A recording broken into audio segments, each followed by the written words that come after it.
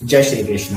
सबसे पहले तो आप सबको जन्माष्टमी की बहुत बहुत शुभकामनाएं। आज नंद गोपाल यशोदा के लाल हमारे लड्डू गोपाल जी का जन्मदिन है, कृष्ण जी का। कृष्ण जिनको हम पूर्ण भगवान के रूप में पूजते हैं। कृष्ण जो एक बेटे हैं, एक राजा हैं, एक पति, एक दोस्त, एक लीडर, एक फिलोसोफर, एक शासक, हमारे आराध्य कृष्ण जिन्होंने कुरुक्षेत्र में भगवत गीता का उपदेश दिया था। भगवत गीता, वो भगवत गीता जो आज हजारों सालों बाद भी हमारे लिए किसी वरदान से कम नहीं है। वो भगवत गीता जिसको आज बड़े बड़े कॉर्पोरेट मीटिंग में बड़े बड़े कॉर्पोरेट लीडर जिसको अपनी ट्रेनिंग में शामिल करते हैं। मैं पर्सनली आपको सजेस्ट करता हूं कि आप जिंदगी में एक बार भगवत गीता जरूर पढ़ें। मैं आपको गारंटी के साथ कह सकता हूं कि भगवत गीता पूरी पढ़ने और समझने के बाद आपको किसी जिंदगी में किसी दूसरे मोटिवेशन की जरूरत नहीं पड़ेगी। भगवत गीता, अगर मैं अपनी पर्सनली बात करूं तो भगवत गीता पढ़ने के बाद मेरी जिंदगी में मैंने बहुत सारे बदलाव महसूस किए हैं। भगवत गीता कोई धार्मिक ग्रंथ या किताब नहीं है, ये एक जिंदगी को समझने वाली, जिंदगी को सिखाने वाली किताब है। तो भगवत गीता के ऊपर किसी दिन फिर डिटेल में विस्तार से बात करेंगे।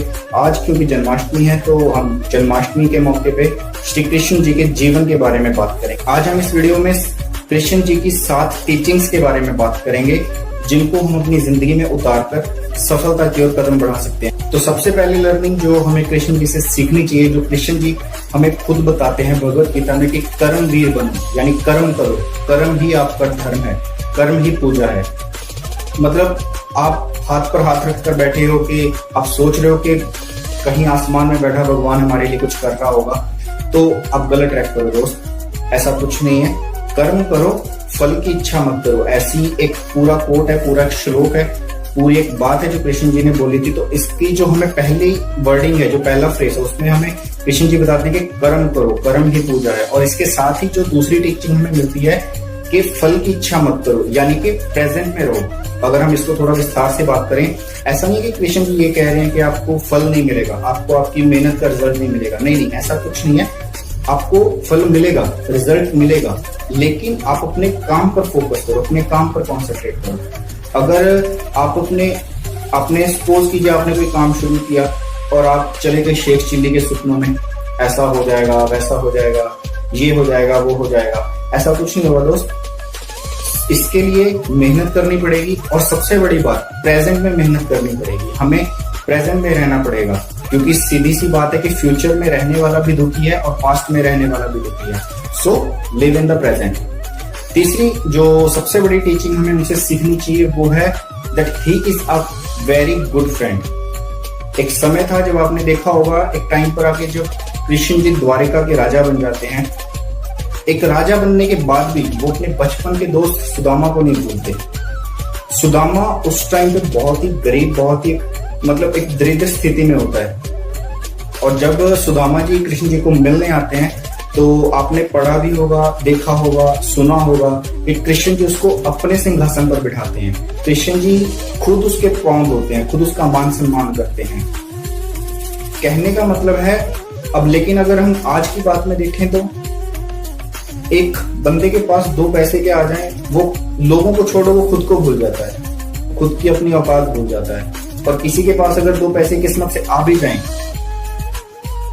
वो मतलब गरीब छोड़ो, वो अपने दोस्तों को भी भूल जाता है, वो अपने दोस्तों से कटने लग जाता है। तो श्री कृष्ण से हमें जो सबसे बड़ी टीचिंग जो सीखनी चाहिए वो है फ्रेंडशिप, वो है दोस्ती कैसे निभानी है, एक दोस्त कैसा होना चाहिए, ये हमें कृष्ण जी से सीखना चाहिए।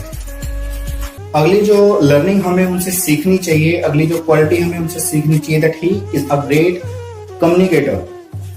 आपने देखा होगा महाभारत काल में वो हर सिचुएशन को, हर स्थिति को अपनी कम्युनिकेशन से संभाल लेते हैं। उन्होंने अपनी कम्युनिकेशन स्किल के ही दम पर बहुत बार पांडवों को समस्या से बाहर निकाला, बहुत बार उनको उनकी प्रॉब्लम का सोल्यूशन दिया।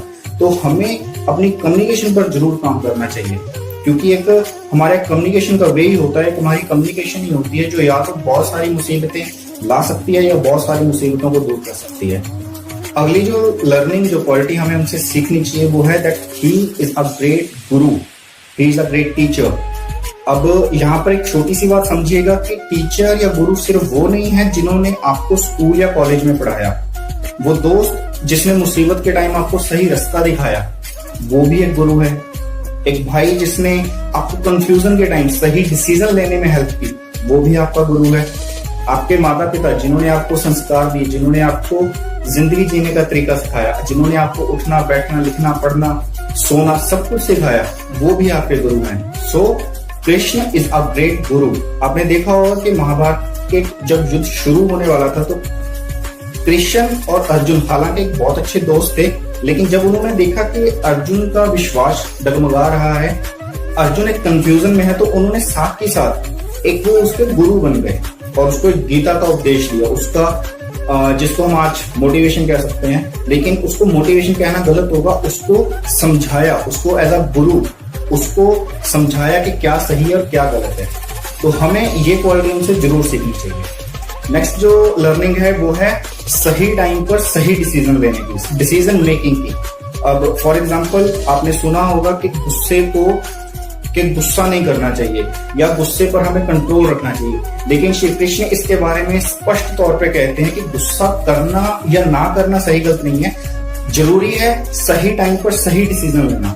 अब आप देखिए, अगर आप महाभारत काल में देखें तो भीष्म पितामह जिन्होंने सही टाइम पर गुस्सा नहीं किया, जिन्होंने सही टाइम पर सही डिसीजन ले लिया, दुर्योधन को नहीं रोका, दुर्योधन को डांटा नहीं, और खामियाजा उसका सारा रिजल्ट कंक्लूजन क्या निकला लास्ट में, महाभारत महाविनाश। और भीष्म पितामह को क्या मिला, तीरों की कांटों का बिस्तर।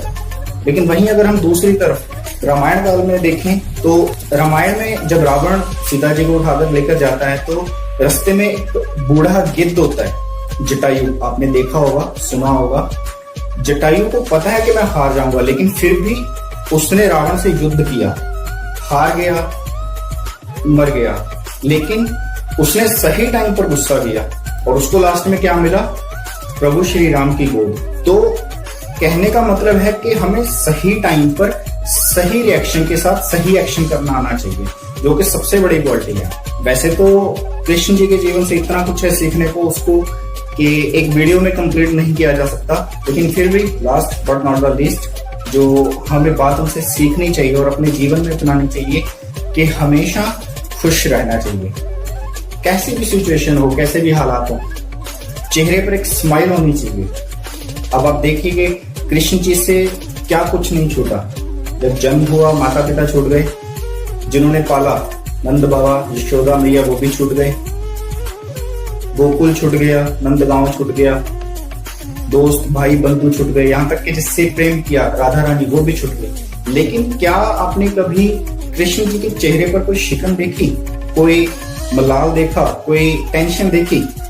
आप किसी भी मंदिर में, किसी भी पूजा घर में, कहीं भी कोई भी मूर्ति या फोटो को ध्यान से देखना, उनके चेहरे पर एक अलग ही एक स्माइल रहती है हर टाइम पे। तो ये क्वालिटी हमें अपने जीवन में उतारनी चाहिए कि सिचुएशन कैसी भी हो, अच्छी से अच्छी, बुरी से बुरी, हमें अपने चेहरे से स्माइल को अलग नहीं करना है। चाहे कैसी भी सिचुएशन हो उसका डट के सामना करना है, और कुछ भी हो जाए चेहरे से स्माइल नहीं अलग होने देनी है। तो आज की वीडियो के लिए इतना ही। उम्मीद करता हूँ ये सातों लर्निंग आपकी जिंदगी में बहुत काम आएंगी। और इसी के साथ ही अगर आपको ये वीडियो आज का पसंद आया हो तो लाइक करके हौसला जरूर बढ़ाइएगा। पिछले कुछ टाइम से मैं कोई वीडियो अपडेट नहीं कर पाया किसी वजह से, तो उसके लिए आई एम रियली सॉरी।